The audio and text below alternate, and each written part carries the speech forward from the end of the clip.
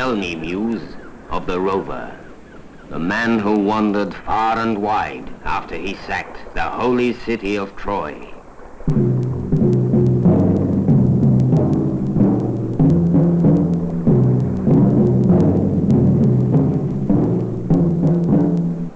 Many the men whose cities he saw and learned their minds, and many the disasters he suffered on the sea, trying to save his life and bring his comrades home. Tell us, goddess, daughter of Zeus, some of that story.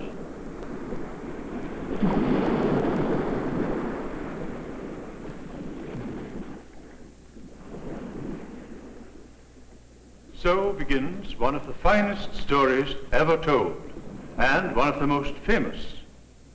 It is by the Greek poet Homer. Its name is the Odyssey, which means the story of Odysseus.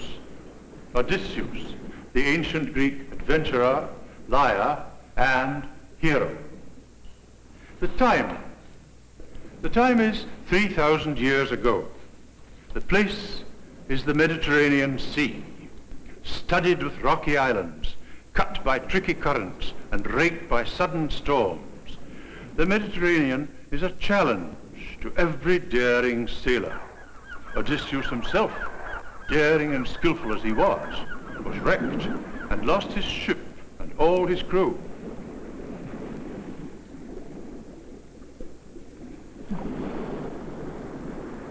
After we left the sun god's island, when no land appeared in sight, but all was only sea and sky, then the King of Heaven put a gloomy cloud above our hollow ship.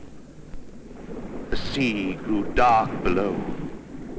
We sailed on for a little while, but suddenly the west wind roared upon us in a hurricane. A raging gust snapped through the ropes holding the mast. They broke. The mast fell backwards. All the sails and rigging collapsed into the hold, smashing the steerman's scull. Then Zeus above thundered and struck the ship with lightning, that all her timbers shivered under the crash of the bolt, smoking with sulfur. Overboard the sailors fell. Like gulls, they were carried away by the waves around the ship.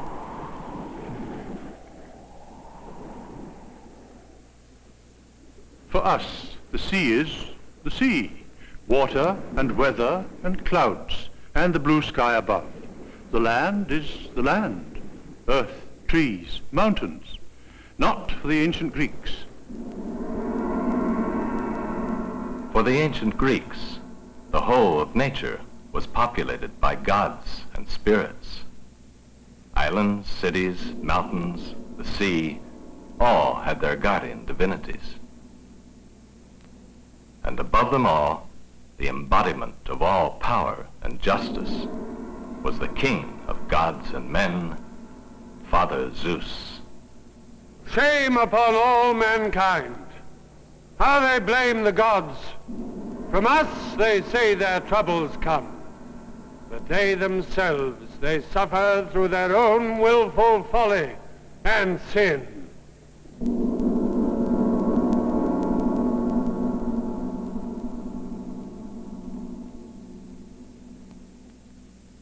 The Great War is over, the War of Troy. The kings of the Greek tribes besieged Troy for 10 long years. At last, by the trick of the wooden horse, they got inside the walls and captured the city, which now lies in ashes and ruins. Each with his little army and fleet, his loot and prisoners, they have set sail back to Greece. But few, very few of them returned safely. Listen to Nestor, oldest and wisest of the Greek kings, as he talks with Prince Telemachus, the son of Odysseus. My boy, well I recall the misery that we gallant Greeks endured so long in the land of Troy. There lies bold Ajax buried. There Achilles lies. And there my own dear son, Antilochus, the brave.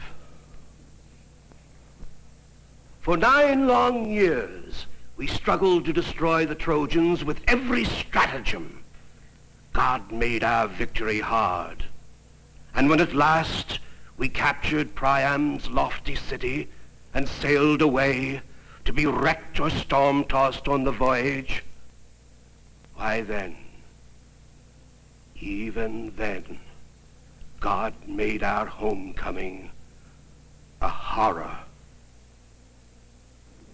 Some of the Greek princes offended heaven by committing an outrage during the sack of Troy or on the voyage home.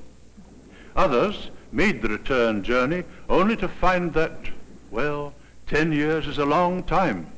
While they were away, rivals had taken over their palaces and their power, and sometimes even their wives, and were waiting to kill them.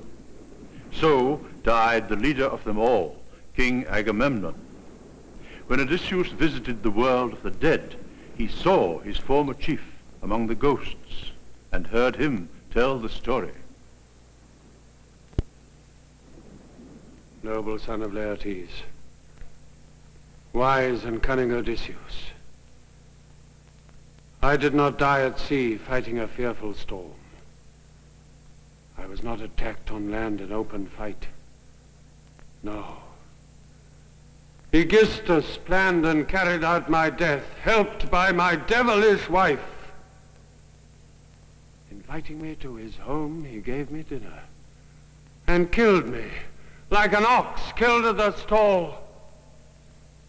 There was a wretched death. All around me, my comrades were cut relentlessly down like pigs slaughtered for meat. You have witnessed the violent deaths of many men. Some killed in duels, some in the rough melee. But there was a sight which would have gripped your heart, to see us there beside the wine bowl and the feast lying felled to the ground, the floor seething with blood. Oh, with what anguish then I heard Cassandra screaming. That traitress Clytemnestra cut her down, clinging to me, while I lay dying on the ground, clutching the blade that killed me. Meanwhile, that she-wolf turned her back, and though my soul was leaving my body, she would not stretch a hand to close my mouth and eyes.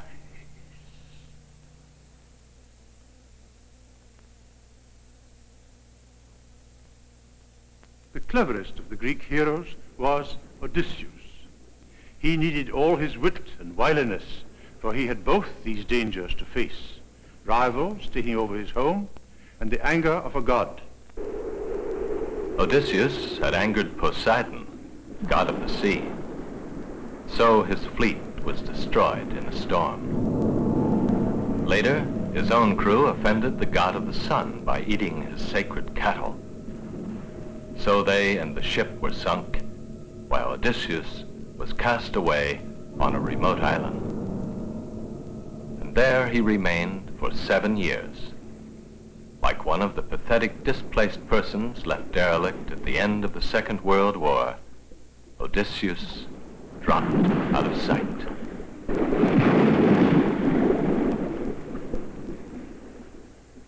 Meanwhile, his own kingdom, the island of Ithaca, and his own home were being taken over by rivals. These are the petty chiefs of Ithaca and the neighboring islands. They think Odysseus is dead, so they have moved into his house. Odysseus' only son, Telemachus, is still young, and he is all alone. What can he possibly do against them? Nothing but protest and appeal to their sense of justice.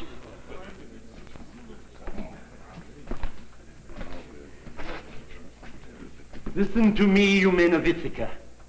Hear my words. Not since King Odysseus sailed away with his fleet have we held council here or summoned a public meeting. And now, who has called us together? What is his purpose? To tell us news of some enemy force approaching? Or else to bring before us a matter of public concern? Sir, it was I who called the people together here. I have no news of invasion, no matter of public concern. But I have a private worry, the troubles of my home. First, I have lost my father, the noble King Odysseus, who ruled among you here as kindly as a father. And then there is something worse, which means complete destruction for me, my home and family, property and life. My mother is besieged by suitors against her will. These are the young sons of the noblemen hereabouts. All day, every day, they haunt my father's palace and slaughter our herds of cattle and sheep and fat goats who feast on at their banquets and drink our sparkling wine in reckless riot. So our property goes to waste.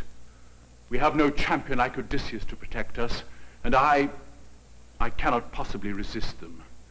I'm weak, and always will be, not a fighting man. Yet I would surely turn against them had I strength. Such conduct is an outrage. It's a disgrace to see how my property is ruined. You should be ashamed of yourselves. You should have more respect for the judgment of your neighbors watching this. And you should fear the wrath of the gods that never tolerate sin, but bring on retribution. In the name of Zeus in heaven, in the name of justice, stop, my friends, stop and leave me alone with my grief.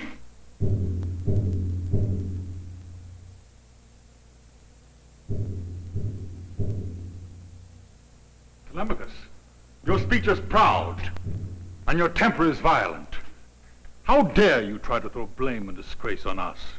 Not we, the suitors. We are not responsible. It is your mother dear, that most resourceful lady. Now it is 3 long years, and fast approaching 4, since she's been tormenting our very heart and soul, in part by giving hope and promises to us all, and sending messages which are all hypocrisy, partly too by a strange and complicated trick. Good young men, my suitors, since my husband is dead, do not hurry me into marriage. Let me finish the weaving of this shroud first. It is a burial garment for my husband's father, and I should be ashamed if he, rich as he is, were buried without a shroud. These were her words, and we generous hearts believed her.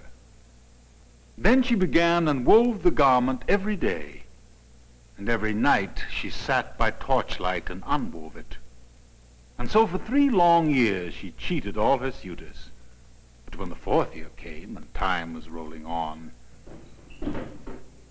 one of the women in the house betrayed the secret, and we detected her unraveling her work, so that she had to finish it, much against her will. Now here is your reply from the suitors. Mark it well, remember it, and let all the other Achaeans know it. Send your mother out of the house. Tell her to marry any man she likes, and whom her father approves. For we shall go on eating you out of house and home as long as she continues in her present purpose. And we shall never go to our homes or anywhere else until she chooses a man, whoever she likes, and marries.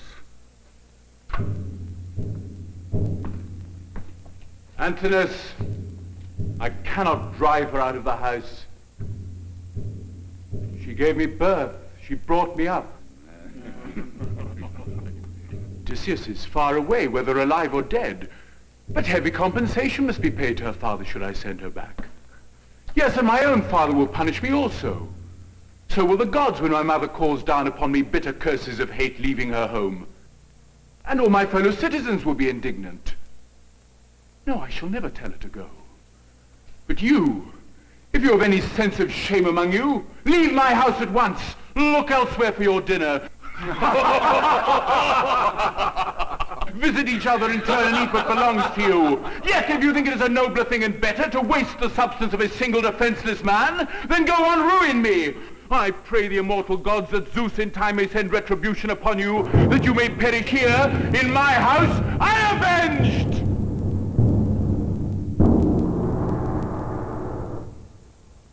With this, the story of the Odyssey has started.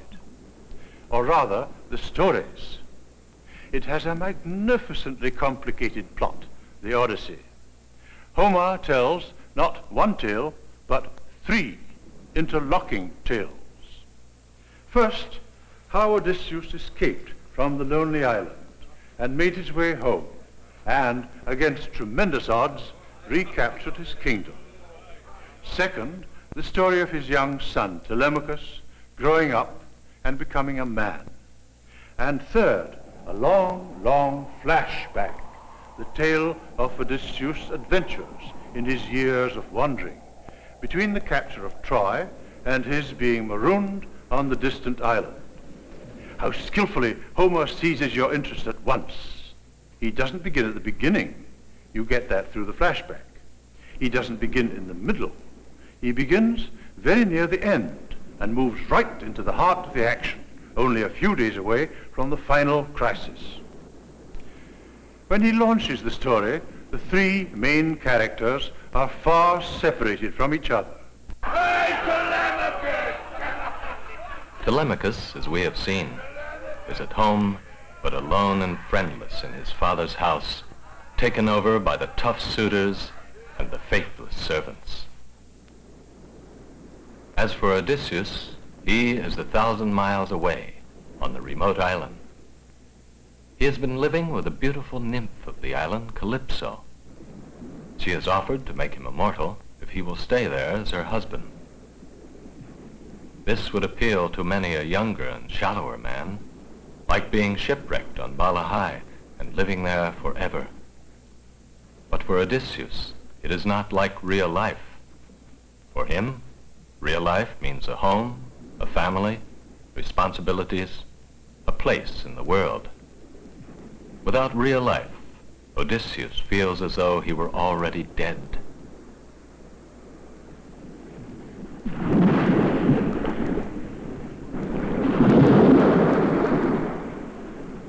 The problem is too difficult.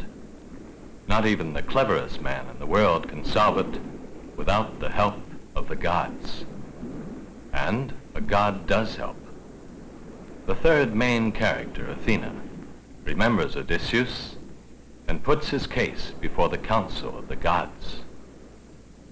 My heart is torn with grief because of wise Odysseus, unhappy man, far from his friends, lonely and sad, away on an island lost in the center of the sea. He yearns with all his heart to die, and yet you pay him no attention, Father. Did he not please you by doing sacrifice beside the ships in the plain of Troy? So why should you now hate him, Zeus? My child, how could I ever forget the gallant Odysseus? It is Poseidon who harbors relentless anger against him, for his son, the Cyclops, whom he blinded. But come, let us consider, one and all, a plan to bring Odysseus back. Now, Hermes, carry this message to beautiful Calypso. Odysseus must and shall go home.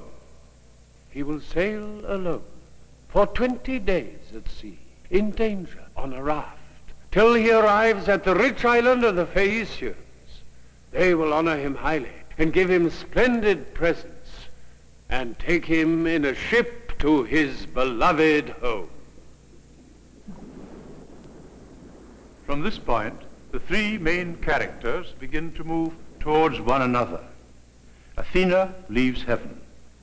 Disguised as a human being, a sea captain, she visits Telemachus and starts him on his quest. Odysseus, helped by Calypso, makes a sailing raft, and off he starts across the sea. Still pursued by the stormy anger of Poseidon, he lands on the island of the Phaeacians. And now comes the long flash back through the past 10 years.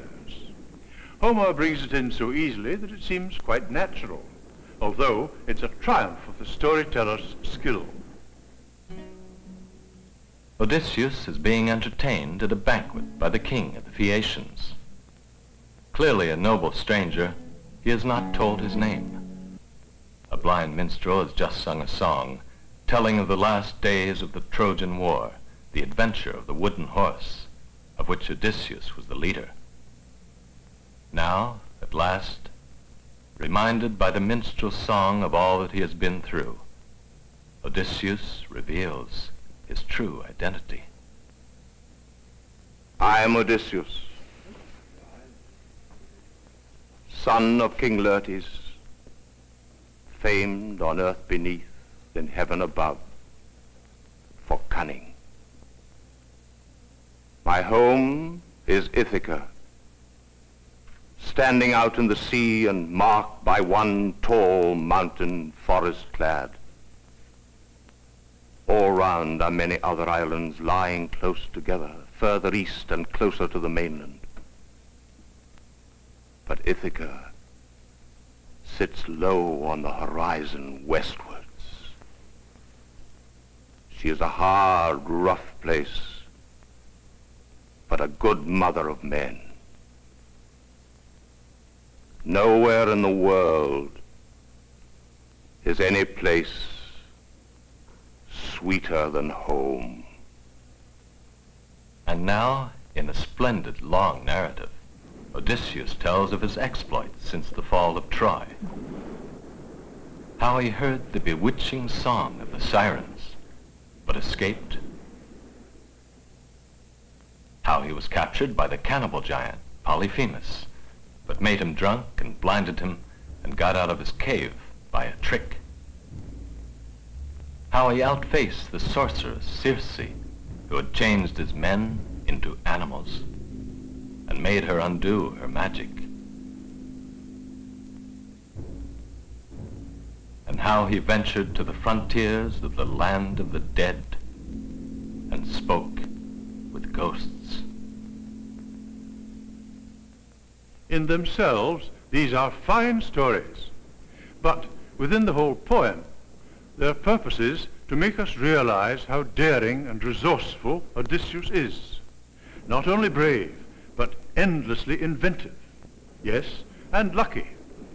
So, they prepare us to accept the astonishing ingenuity and gallantry which he is to show against all but impossible odds in the final battle with the Suitors. After hearing his story, the Phaeacians put him on board ship and take him to Ithaca, his home. He is still alone and unknown to everyone, but he is no longer a penniless vagabond, for his hosts, the Phaeacians, gave him rich gifts of honor.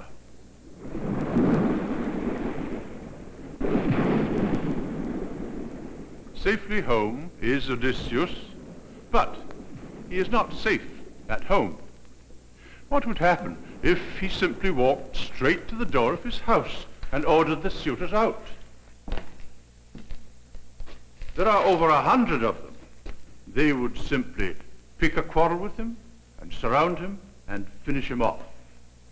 It's easy to be bold and rush into the thick of things and start fighting and get killed and be a dead hero. It's more difficult, but it's far better tactics to be clever. And that is what Odysseus does. Instead of going straight to his house, he goes far out into the country where his pigs are kept, a miserable, lonely place, but secure. And there he learns from his servants what has been going on, and at last he meets his son, Telemachus. Now, son, give me a list of the suitors. Count them over.